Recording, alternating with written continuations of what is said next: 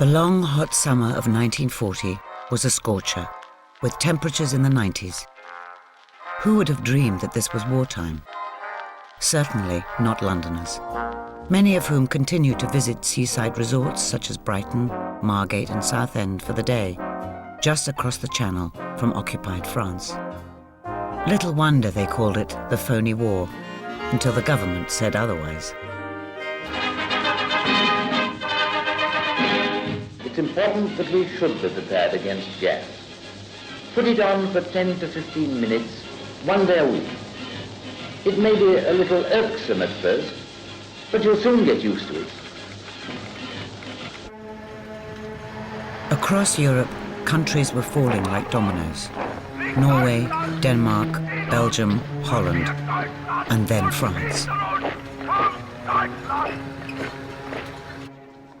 Here in London, unbeknown to most, the Port Authority was already preparing for war and the possibility of invasion. To the casual observer, it looked like business as usual in London's docks. Amid the teeming quaysides and busy warehouses, an atmosphere of optimism prevailed. In the period leading up to the war, the PLA commissioned a scale model of the port, together with a documentary film celebrating the wealth of its achievements. Perhaps the best barometer of the times is to listen to the pride and confidence which brims from this film. Not only is London the greatest metropolis of the world, but also, and above all, it is a great seaport, a marine city whose main channels, tributaries and backwaters are crammed with traffic that passes to and from the open sea and through one of the most up-to-date dock systems in the world. London's port lay at the heart of a vast empire, a veritable warehouse of the world, which handled over a quarter of the entire nation's imports. Factories, engineering workshops, processing plants and shipyards lined the riverfront and nearby districts. A fact not lost on the German High Command. Cripple the port and you paralyze London. Paralyze London and you kill resistance to invasion. The Port of London became Target Area A, an area which included the Ford plant at Dagenham, huge gasworks at Beckton, and the munitions factories of the Woolwich Arsenal, all en route up the Thames. Along with aerial photography, the Luftwaffe used their own model of London's port to train pilots in preparation for attacks. While London's dockers were busy loading ships, the Luftwaffe were loading a more sinister cargo.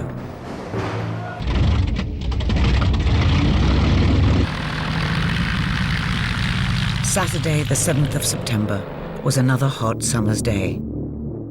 Against the late afternoon sky, it was easy to mistake the silver glint of approaching planes for RAF maneuvers until the firestorm began. At about 5 p.m., the first of 400 Heinkel and Dornier bombers began their descent over London. Another 400 arrived around 8 p.m. to continue the attacks.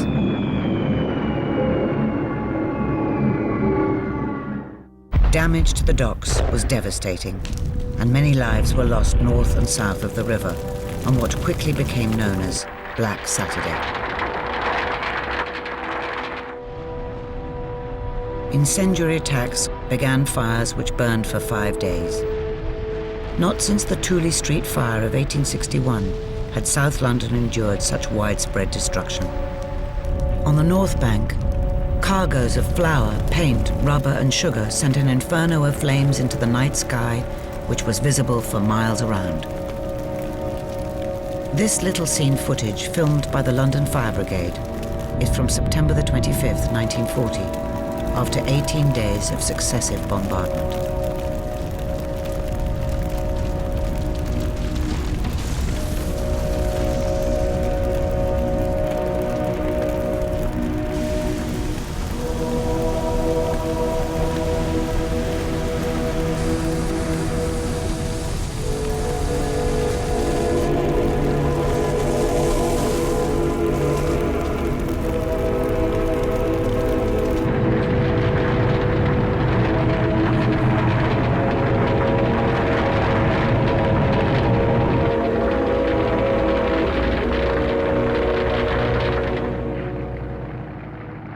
the aftermath, Prime Minister Winston Churchill toured the stricken areas.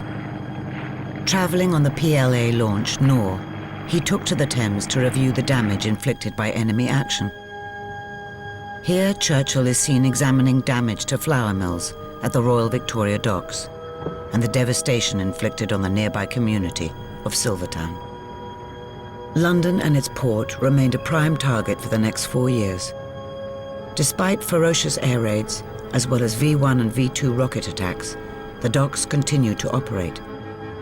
Indeed, the port played a vital role in supporting Britain's war effort, and port workers were responsible for the development of many secret wartime projects.